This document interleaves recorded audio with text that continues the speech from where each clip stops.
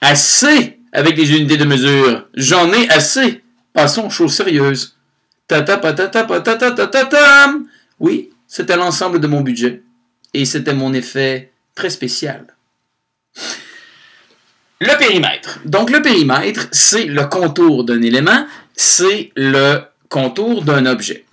Par exemple, prenons ce diplôme du ministère de l'Éducation. Ça doit être bon. Ça vient de mon gouvernement. Si je calcule le périmètre de ce diplôme, je vais tenter de connaître son contour.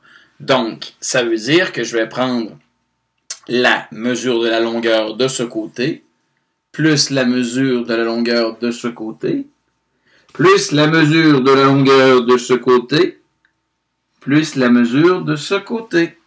Ça me donne donc le périmètre, le contour de ce magnifique diplôme du ministère de l'Éducation.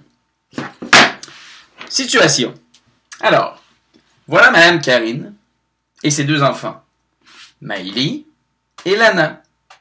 L'été, elles aiment se baigner et ils ont une jolie et grande piscine en forme de rectangle parfait. Si je cherche à connaître le contour, le périmètre de leur piscine, bien, je peux demander à Mme Karine, Maëlie ou Lana, ou les trois en même temps, peu importe, de courir sur le bord de la piscine et d'en faire le tour.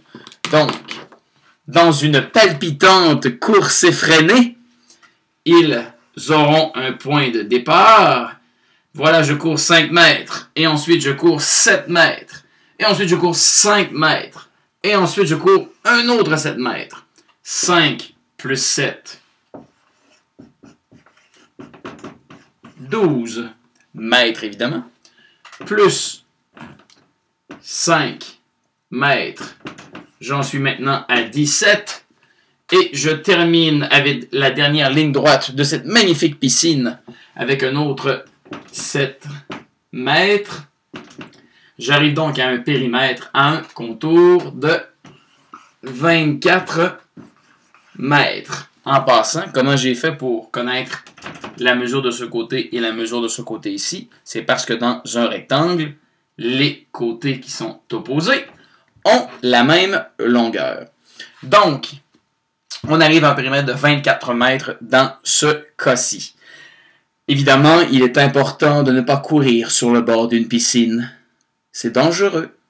Il s'agit ici de professionnels qui exécutent quelque chose dans un cadre très spécifique, sous la supervision de beaucoup de gens. Donc, le périmètre. Contour. Au revoir.